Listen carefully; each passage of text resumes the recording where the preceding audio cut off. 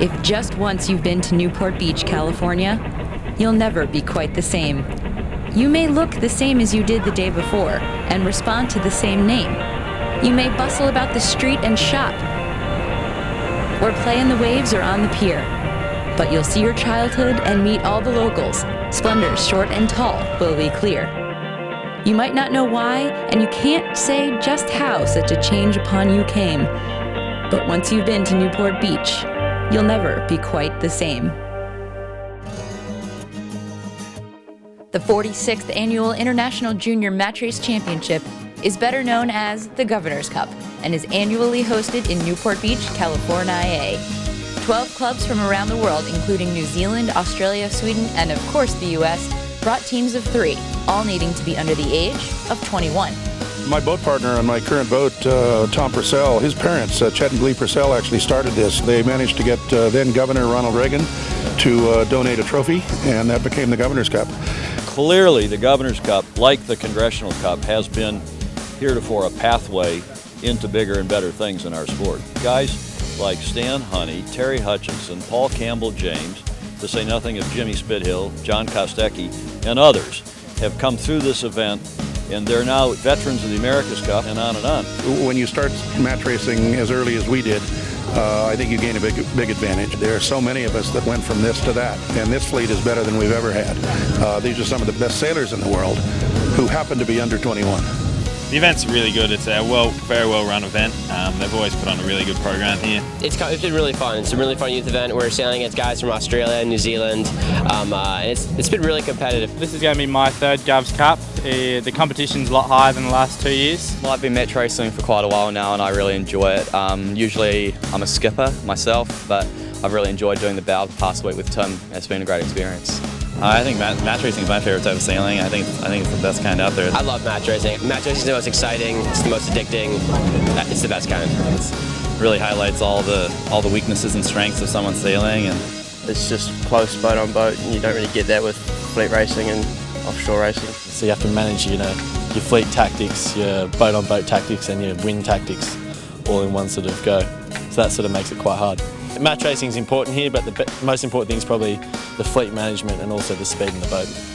The boats are definitely a little bit different, much smaller and much more streamlined. They're a little bit harder to get going, and all the teams have to work quite hard to get going, and gets a good competitive edge between all the teams. The boats were set up to be able to be great match racers for the conditions we have here in Newport Beach for this regatta. We have to have boats that you can actually go racing in 5 knots of breeze and have a good tactical race in 5 knots of breeze. So boats have plenty of sail area to be able to do that. They're very, very even, so they don't have to switch boats between races. That's allowed the regatta to grow from 8 teams to 12 teams, and obviously be the great success it is now.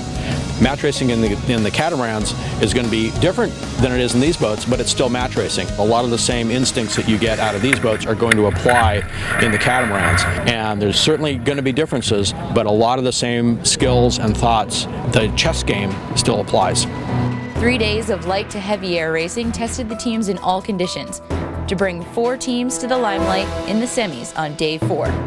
San Diego Yacht Club's Nevin Snow and team, who ended up at the top of the charts after the round robin, chose boldly to match up against second-seeded team up to that point in the regatta, Royal Port Nicholson Yacht Club, New Zealand's Tim Coltman.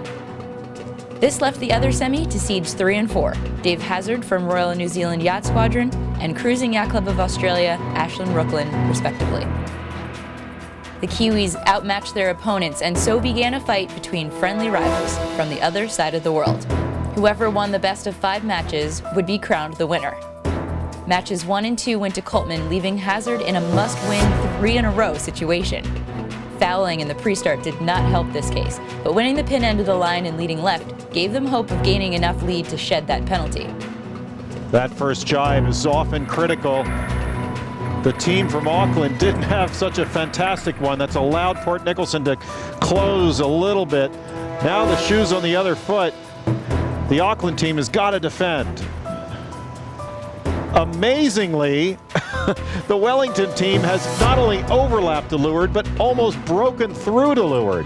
So here it is in the red hats. It's the Royal Port Nicholson Yacht Club winning 3-0 the Governor's Cup. Tim Coleman, Adam Middleton, James Delisle. Awesome job. Very, very well done. It's bloody brilliant, eh? Woo. Besides being pushed in by my skipper, which is lovely. It's a nice dip, but it's bloody brilliant. Absolutely loving it. Great regatta. Ladies and gentlemen, welcome the 2012 Governor's Cup champions, Royal Port Nicholson Yacht Club. Congratulations to Tim Coltman, Adam Middleton, and James DeLissel. For T2P TV, this is Ashley Love.